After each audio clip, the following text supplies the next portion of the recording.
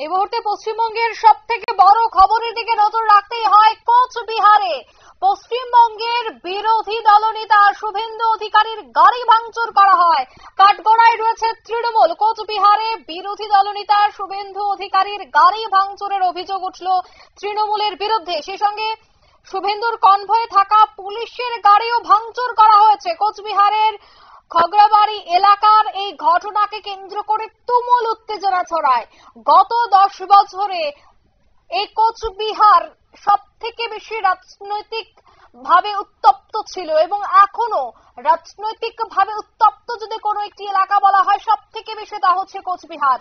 আজ দেখা গেল কালো পতাকা নিয়ে বিক্ষোভ এবং শুভেন্দু অধিকারীর গাড়ি, এমনকি পুলিশের গাড়ি পর্যন্ত ভাঙা হয়। অভিযোগের তীর রয়েছে সোজা তৃণমূলের দিকে। সে ছবি আপনারা দেখতে পাচ্ছেন এক্সক্লুসিভ নিউজ ভ্যানগার্ডের পর্দায়।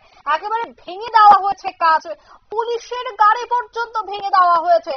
নিরাপত্তা নিয়ে প্রশ্ন উঠছে, পশ্চিমবঙ্গের আইন শৃঙ্খলা নিয়ে প্রশ্ন উঠছে। ঠিক সেই সময় কি পরিস্থিতি তৈরি হয়েছিল ঘটনাস্থলে, দেখাবো একবার।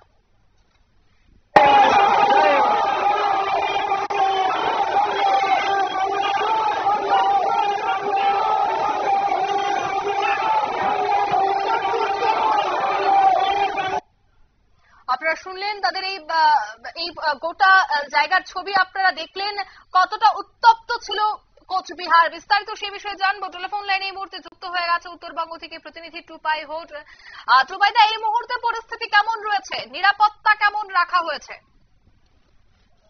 যেটা সর্বশেষ আমরা জানতে পারছি, পশ্চিমবঙ্গের বিরোধী দলনেতা বিজেপি দলের শুভেন্দু অধিকারী জেলা বিজেপি যে কার্যালয় রয়েছে কোচবিহার শহরে সেখানে অবস্থান করছেন এবং ব্যাপক পুলিশের নিরাপত্তা ব্যবস্থা করা হয়েছে। যদি ওনার সাথে অতিরিক্ত নিরাপত্তা রক্ষীরা থাকেন, কিন্তু যে ঘটনাটা আজকে ঘটেছে সেটা যে একটা পূর্বের আভাস ছিল। কেননা আমরা দেখতে পাচ্ছি বিহারে এসআইআর হওয়ার, পশ্চিমবঙ্গের নির্বাচন কমিশন এসআইআর চালু করতে যাচ্ছে এবং তারপর থেকে বাংলা, বাঙালি এবং বাংলাদেশি তিনটাকে মিশিয়ে একটা অদ্ভুত পরিস্থিতি বা অদ্ভুত ন্যারেটিভ কিন্তু পশ্চিমবঙ্গ তথা গোটা ভারতবর্ষের বুকে ছড়িয়ে পড়েছে ইতিমধ্যেই। এবং তারই যে একটা রেশ সেখানে পড়বে সেটার আগাম একটা আভাস কিন্তু স্বাভাবিক যারা রাজনৈতিক দিক থেকে সচেতন তারা সেই আভাসটা করছিল। যেটা আমরা প্রথম লক্ষণ দেখতে পেলাম জলপাইগুড়ি জেলা দিয়ে যখন শুভেন্দু অধিকারী যাচ্ছিলেন বাগডোগরা বিমানবন্দরে নেমে জলপাইগুড়ি জেলার উপর দিয়ে কুচবিহার যাচ্ছিলেন, তখন সেখানেও কিন্তু তৃণমূল কর্মীরা তাদের রাস্তায় বিক্ষোভ দেখায়, কালো পতাকা দেখায়। ঠিক পরবর্তীতে কুচবিহার জেলায় পৌঁছলেই সব থেকে বড় কথা, কুচবিহার জেলা কিন্তু অন্যতম বিজেপির বড় একটি ঘাঁটি ছিল এবং এখান থেকেই স্বরাষ্ট্র উপমন্ত্রী নিশীথ প্রামাণিক এখান থেকে নির্বাচিত হয়েছিলেন। এবং এই কুচবিহার জেলায় পৌঁছানোর পরে কিন্তু শুভেন্দু অধিকারী গাড়ি ঘিরে দফায় দফায় বিক্ষোভ হয়, পাথর ছোড়া হয়, কাঁচ ভেঙে দেওয়া হয়। এমনকি তার সাথে রাজ্য পুলিশের যে কনভয় থাকে, পুলিশের পাইলট কার থাকে, সেই পুলিশের পাইলট কার গুলো ক্ষতিগ্রস্ত হয়। সব মিলিয়ে একটা উত্তপ্ত পরিস্থিতি তৈরি হয়। কিন্তু নিরাপত্তা রক্ষী যারা ছিলেন তারা সেখান পরিস্থিতি সামলে শুভেন্দু অধিকারীকে নিয়ে এই মুহূর্তে কুচবিহার জেলার বিজেপি পার্টি কার্যালয়ে তারা উপস্থিত হয়েছেন এবং শুভেন্দু অধিকারী সেখানেই রয়েছেন।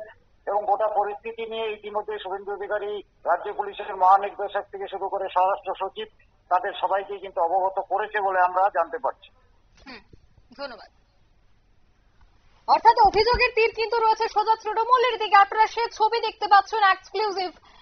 কোচবিহারে এই ঘটনা। আজ কোচবিহার সফরে গেছিলেন বিরোধী দলনেতা শুভেন্দু অধিকারী, আর সেখানে কালো পতাকা হাতে নিয়ে, তৃণমূলের ফ্ল্যাগ হাতে নিয়ে গাড়ি ভাঙচুর করা হয়, এমনটাই কিন্তু অভিযোগ।